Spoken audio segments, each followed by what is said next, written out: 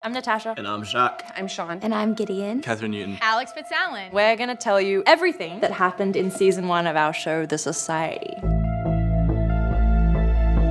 The Society season 1 starts out in a small, quiet New England town full of rich people. So you know something bad's about to happen. Right off the bat, we meet the real main antagonist of the show, The Smell, which is exactly what it sounds like.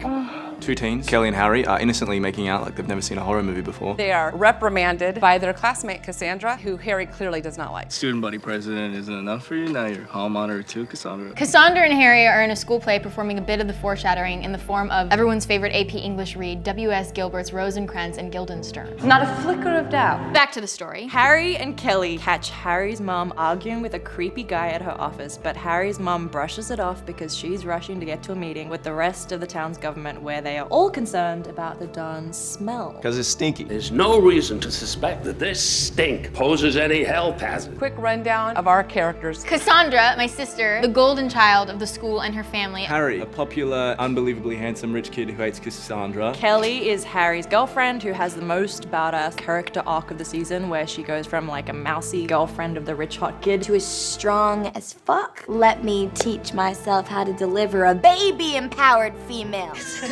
Ali, very minor character. Cassandra's younger sister who can't keep up with her older sis and is in love with her BFF Will. Will, who has a bad home life and maybe likes Kelly.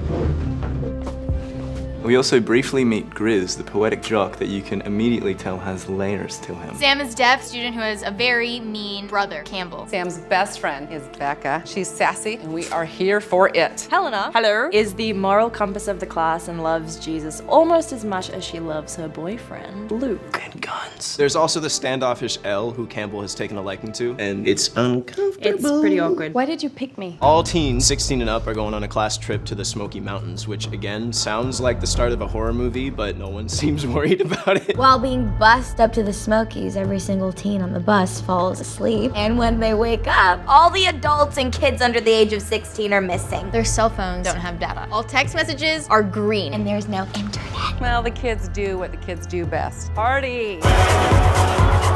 School's out forever, bitch, right? Wrong. Things take a turn when they try to leave town, only to find out every way out is now surrounded by dense forest. But hey, what's more fun than thinking about existential dread? Deadly snake bites, looting, fighting, partying. You know, everyday anarchy sounds pretty good. Until someone dies, and someone definitely does. Well, now that the shit's hit the fan, the group quickly realizes they need to learn how to live and somehow create order amongst a bunch of hormonal teens. Cassandra steps up to the task. Do you want chaos? Fucking shoot me. Unfortunately, the jocks don't see it that way, but Cassandra, being the smart badass she is, Convinces their girlfriends to be on her side, and those boys aren't gonna get what they want unless the girls get what they want. There's no I in team, right? Sam and Campbell find out that some of the parents in town, including theirs and Cassandra's and Allie's, were involved in some failed deal to remove the smell. Campbell threatens Sam to be quiet about it because the lack of communication definitely does not lead to conflict whatsoever. All the while, Cassandra literally is building a new society, get it? From the ground up by rationing food, taking the inventory of resources, setting up a police force in the form of jocks known as the Guard. and deciding everyone is going to share houses, something the rich kids aren't happy about. To keep spirits up, they decided to have prom!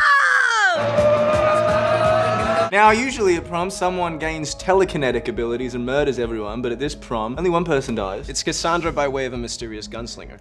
Becca announces she's pregnant. Don't even think about asking her who the daddy is. Things quickly fall back into anarchy with even more people getting gun happy. Drop the gun! I'm serious! Your gun down! Campbell gets even weirder with Elle. Allie Becomes the de facto leader, effectively ruining her life. I'm taking over the responsibility of keeping us all safe. Did you think it was just going to be a fun teen romp instead of a metaphor for socialism that also exposes the dark parts of humanity? So sorry. Fucking noted.